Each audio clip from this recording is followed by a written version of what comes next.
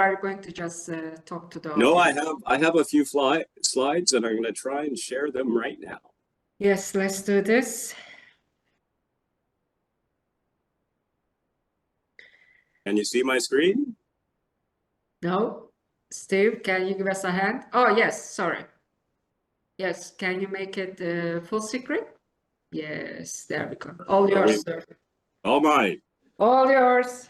Okay, well, thank you very much, and I consider it an honor and a privilege to be Terry's not so younger brother, and have this incredible gift of sharing his story. 45 years, almost 45 years removed from the Marathon of Hope, and I wanted to begin by just giving a nod to the Atlantic Cancer Consortium and Atlantic Canada, because this is where the Marathon of Hope started 45 years ago.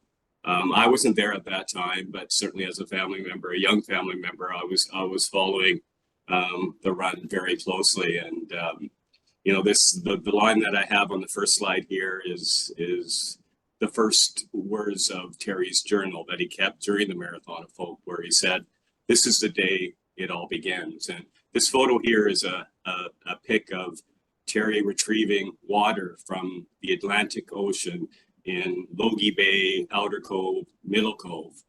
And we still have that bottle of water. Terry's dream and intent was to, when he finished the Marathon of Hope and arrived back home in BC, he was going to place that water in the Pacific Ocean in Stanley Park. So that we're still hoping to achieve that one day, but I think we're getting closer every day that we research to find the answers that is cancer. This is later on that afternoon when Terry actually started the Marathon of Hope, and he dipped his leg in St. John's Harbor, and you can see here there's a bit of a crew, and there's more people that you're not seeing in this picture. And then also on the right, that's Doug Allward, who was Terry's close friend who drove the van during the Marathon of Hope, and he's taking a picture of Terry.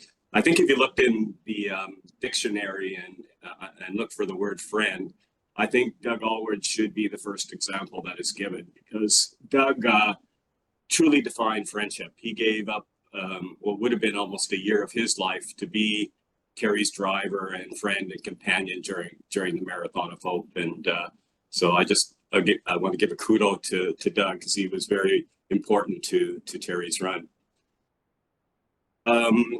You know, I didn't experience it because I wasn't there, but I remember how much Terry, and in his journal, he speaks to how welcoming the people of Newfoundland were. They invited him into his home, and they took care of him. They fed him. This is 3 days later. Terry's in Come By Chance, Newfoundland. Mayor Betty Gilbert invited him over for chocolate cake. Now, who could say no to chocolate cake? Terry certainly couldn't.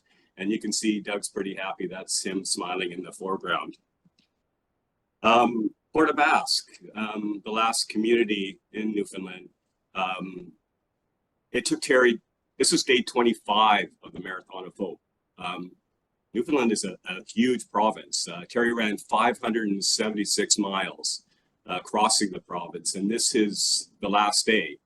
And what is significant about this day was the fact that this is where Terry revised his goal. He had an initial goal of raising $1 million, but in Port aux Basques, the population of 10,000 raised $10,000. So Terry said, well, if we can do this here, why can't we do this across the country? So he revised his goal.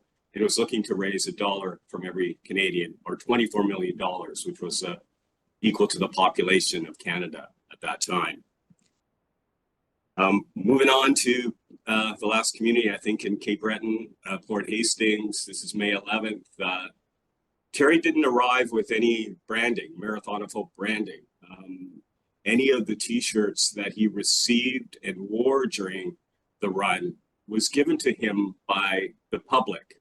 Or in the case of the shirt he's wearing here, it was the Grand Falls unit of the Canadian Cancer Society that gave him this t-shirt. And this became a favorite t-shirt for Terry. And you'll see photos of him wearing this throughout the Atlantic Canada provinces.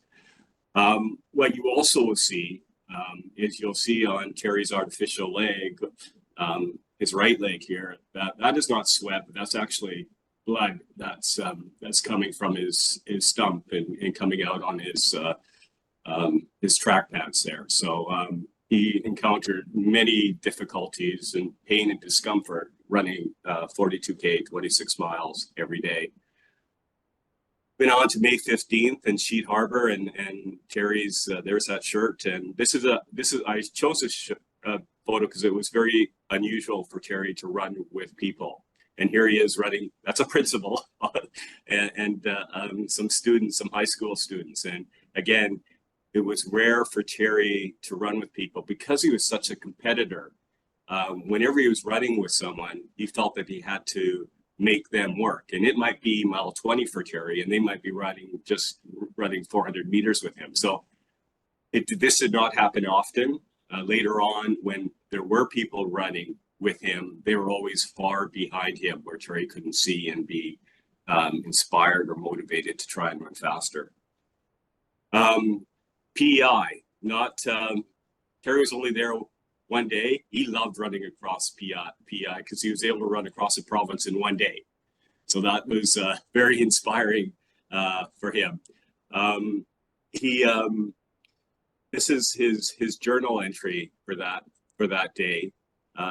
He had run, where are we at now, 1,056 miles.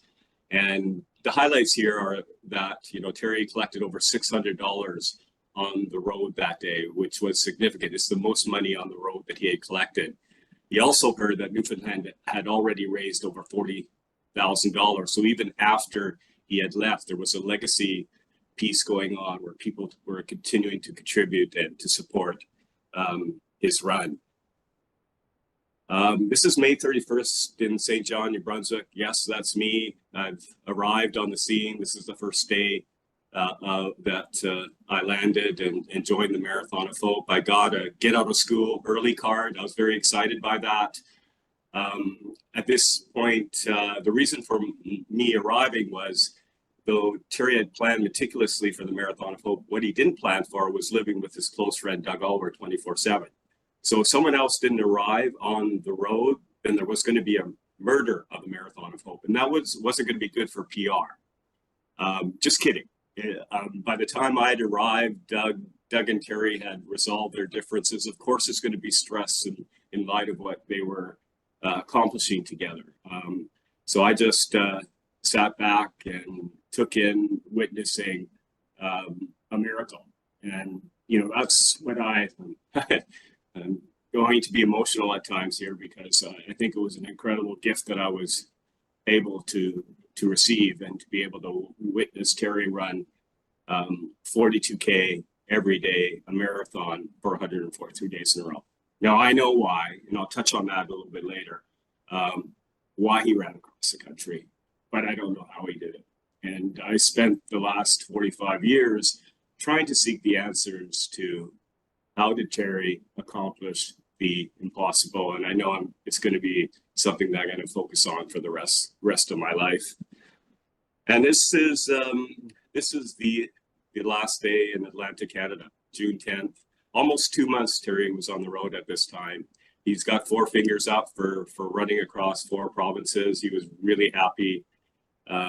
Stan Barker is on Terry's left. He was with us. He was with the Canadian Cancer Society. We always had the support of the CCS in communities that we ran through, and this was a really exciting moment for Terry to tick another province off the list. Cancer is personal. This is Terry, 10 years old, grade 5. Though he took it public in a very big way, obviously in 1980, but he had to experience cancer and figure it out. And that's what I'm going to spend the next few minutes talking about. And to begin, I wanted to share a little bit about Terry. You may know a little bit about him, but maybe I have a little insight on the kind of character and personality he was. This is a photo from 1967, shortly after we moved to BC. We were in Surrey for a year, then we relocated to Port Coquitlam, where mom and dad bought their first house.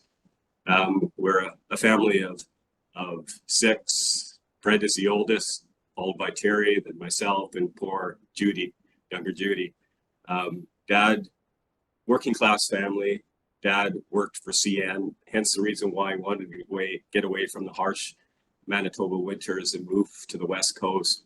Mom worked harder, raising her four kids. You know, we were never given anything, never given money. We had to work for everything we had or wanted to. If we wanted to buy something, we had to do chores, we had to pick berries. We were taught not to speak unless we're spoken to. The traditional values of a typical working class family, which we were. And Terry, we started to recognize he had certain traits. I think we all have them as Fox family, but Terry had a bit of a monopoly in being determined and driven. This is his grade 10 basketball team. Terry tried out for the grade 8 basketball team. And after the first practice, Coach McGill, who's on the right side of the photo, came up to Terry and said, "Terry, give it up. You'll never make my team. You're uncoordinated. You're too short. Why don't you try wrestling?" Well, Coach McGill knew a little bit about Terry's personality because he had him as a student, a phys ed student. So he knew the kind of person that Terry was, that he would probably respond to a challenge. And that's what Terry did. He was going to prove to Coach McGill that he could play basketball. So he practiced and he practiced and he practiced. He made the grade 8 basketball team. And by grade 10, by this year, he was a starting guard on his basketball team. Not because he was talented, but just because he never gave up and tried his very best. Terry's number 10 here. And I don't know why Doug is number 4. And Terry's favorite number was 4. So I'm not sure how Doug ended up with Terry's favorite number. So a question for Doug I'm going to have to ask coming up. Well, this is grad 1976. You know, Terry's happy. He's done well in school, and he's planning to attend Simon Fraser University, where his dream is to be a phys ed teacher. He also tried out for the SFU basketball team, and against great odds, he made the team. The other thing I want to point out in this particular photo is that ashtray. That there on the coffee table there is a huge ashtray. Everyone besides the kids, but all our family members smoke. My mom and dad smoked. Everyone who we aligned with, associated with, engaged with, smoked. We grew up in a smoke-filled environment, which is concerning for all of us at this time. But thankfully, that trait wasn't passed on to any of the kids, and as well any of our grandkids. This is my mom worked. She was a manager of a card shop in Port Coquitlam, and this is a mini calendar for the month of March, and I find quite fascinating. It shows the date, March 3rd, that Terry was admitted to hospital and diagnosed with cancer. I remember that evening as if it were last night, even though here I'm trying to calculate the years we are actually over 48 years since this moment. And I remember Dr. Piper coming into the room and telling Terry he had cancer.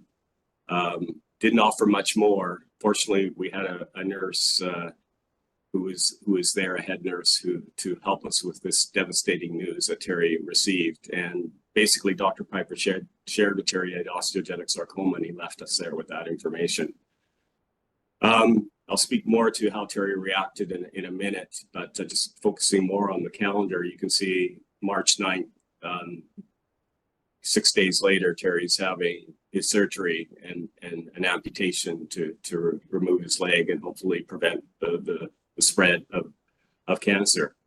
This is followed just over a week later by, because Terry was still an SFU student, and he's you can see tutor. He's being tutored in the hospital, continuing his studies. That was really, really important to Terry, was to continue on, and it gave him a focus. It gave him something to look forward to and take his mind off of the challenges and the diagnosis that just happened to him.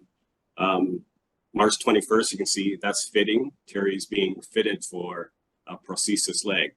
So there was no time for self-pity or to dwell in the negative. It was time to move forward, and that's exactly what Terry did. He looked ahead.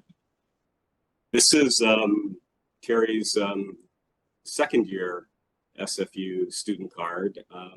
What I find interesting here is that Terry's actually wearing a wig in this particular photo. He lost his hair due to chemo.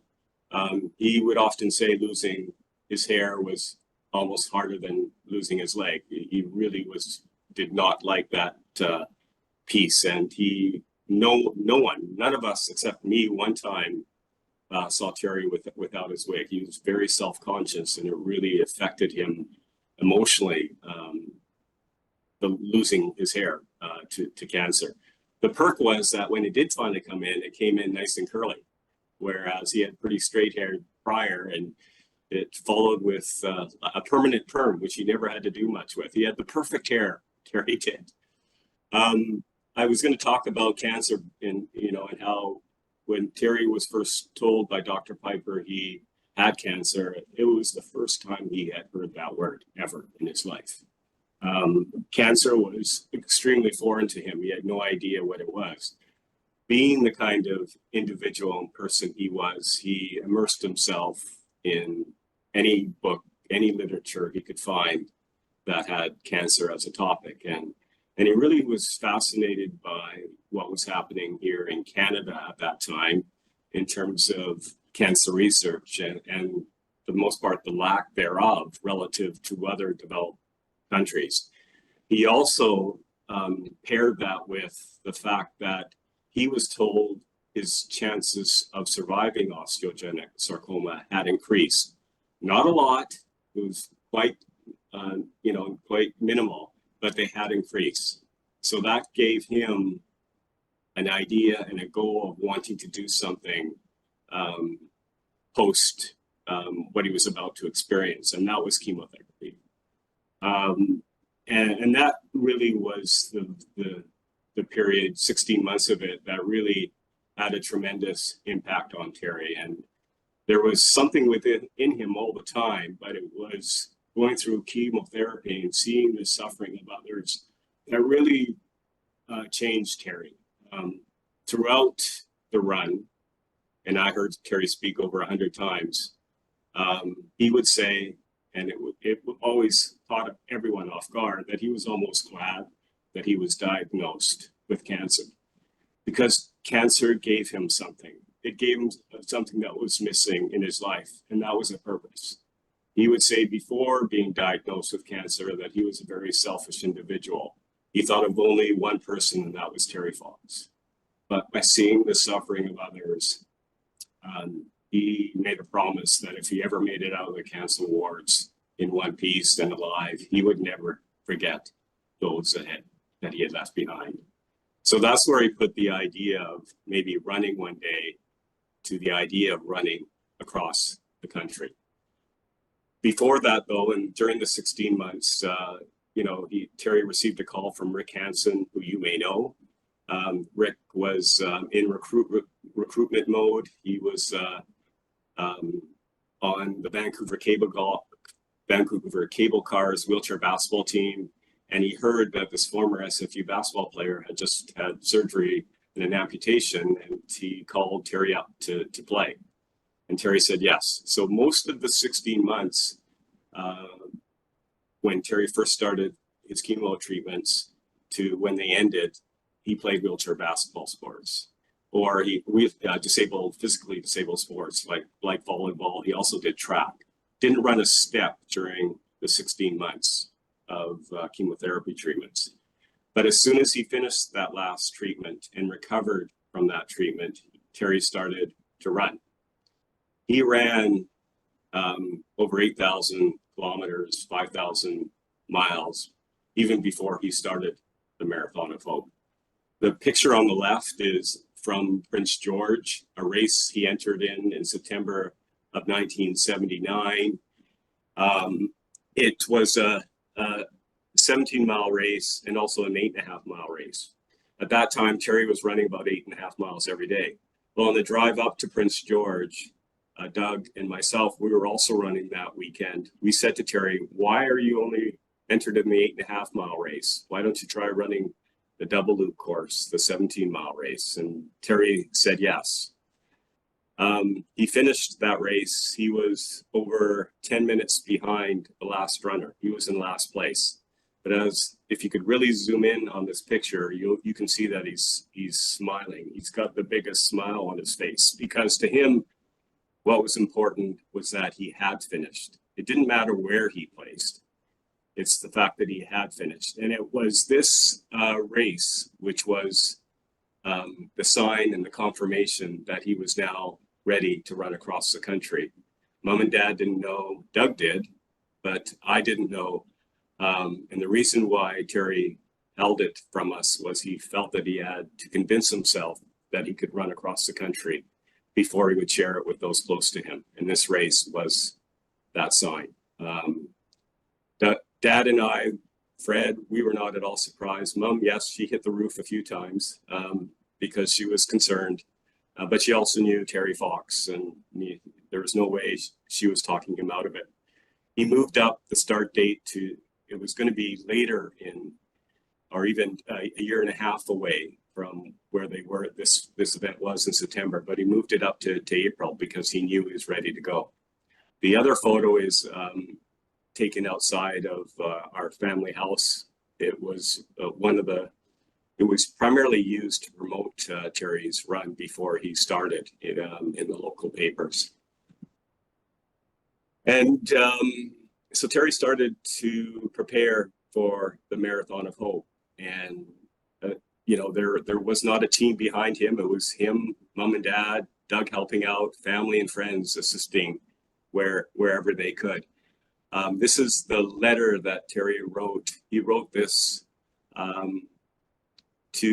with support from Blair McKenzie, who was the executive director of the BC and Yukon division of the CCS. He wrote it to Adidas, Ford of Canada, looking for support for his run. I want to read, I'm going to grab it here, just the one paragraph that I still can't believe this is written by a 21-year-old, but this is what Terry wrote in his letter. The night before my amputation, my former basketball coach brought me a magazine with an article on an amputee who ran the New York City Marathon. It was then when I decided to meet this new challenge head on and not only overcome my disability, but conquer it in such a way that I could never look back and say it disabled me. But I soon realized that that would only be half my quest. For as I went through the 16 months of the physically and emotionally draining ordeal of chemotherapy, I was rudely awakened by the feelings that surrounded and coursed throughout the cancer clinic. There were the faces with the brave smiles and the ones who had given up smiling. There were the feelings of hopeful denial and the feelings of despair. My quest would not be a selfish one. I could not leave knowing these faces and feelings would still exist, even though I would be set free from mine. Somewhere the hurting must stop, and I was determined to take myself to the limit for this cause. Pretty, again, remarkable words for someone that young, but someone who had incredible vision and had to grow up very quickly. And you know, this is my last photo and slide, but that's why I have the utmost respect. And I did listen earlier to some of the presentations for, you know, and I really like listening to Tracy and Jennifer just recently. I have the utmost respect for patients. utmost respect. Why? Because they're the reason, as evident in this letter that I just read, for why Terry took himself to the limit for this cause. And they have incredible courage to share their story, as Jennifer and Tracy, and I see Darren is in here too, to share their story. And that's not easy to do. So I want to applaud you, SEFTEP, and the Atlantic Cancer Consortium for your work. It is having an impact, an incredible impact. And we're so thankful that you're part of the Marathon of Hope Cancer Center now. Thank you very much. Thank you, Darrell. I mean, we can't thank you enough. You know, Canadians, including immigrants like myself, have a very special connection to Terry Fox and the entire Fox family. We are absolutely honored, very excited. I'm very happy that you spared your time, joined us, and engaged us with Terry's legacy again. And I want to cry right now, but I did cry a number of times thinking about how courageous Terry was. So, you know, I think I'm talking for everyone in the room and outside of this room. You folks are very special to us. And Terry, he will not be forgotten. I think a lot of people are sharing in the chat box, but I want to thank you again. And hopefully we will meet in person and I'll give you a hug, but consider that I'm giving you a virtual hug right now. You folks are amazing. Thank you very much. You're welcome. Thank you very much. All right. So folks, with this, we have only 4 minutes left, but I think it's good enough time now. We are moving to Georgia SKARDASI. She is going to deliver the closing remarks. Georgia, I have known Georgia for over 10 years. I sometimes called her Georgia the Magnificent for the right reasons. And recently I said that Georgia, you and I can actually solve some world problems together. She is energetic, she is very enthusiastic and is infectious. Honestly, she and I can do so much better. And I think we will in the future if we have the opportunities. So Georgia, take it away. Perfect. Hello, everyone. I'm Georgia SKARDASI, co-chair of the conference and also the coordinator of the Atlantic Cancer Consortium Patient Advisory Committee, ACC-PAC. And I'm here to close this wonderful event that we all participated in today. The Atlantic Cancer Consortium Patient Advisory Committee has worked diligently over the past year to organize and deliver this conference. So we would like to thank each member of the ACC-PAC, past and current, for their meticulous and valuable work. So we would like to acknowledge the organizing committee, which includes Jennifer Koish, Beverly Pausch, myself, and particularly the conference chair and ACC-PAC lead, Dr. Sevtap Savash, for organizing this conference, taking care of the many details that were involved in fulfilling such a successful event. And I'd like to say also that without Dr. Savash's hard work and passion for public engagement and advocacy, this event wouldn't have been possible today. We would like to thank all the participants for making it such a meaningful, engaging, and valuable experience.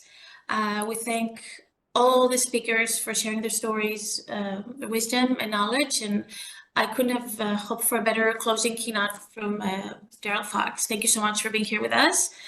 We are very grateful for the tech support that was provided by Memorial Signal Hill Campus Operation, Conference and Event Services. Prior to and during the conference today, they worked tirelessly behind the closed doors and behind the scenes. They worked hard to ensure that we would be able to deliver this conference successfully.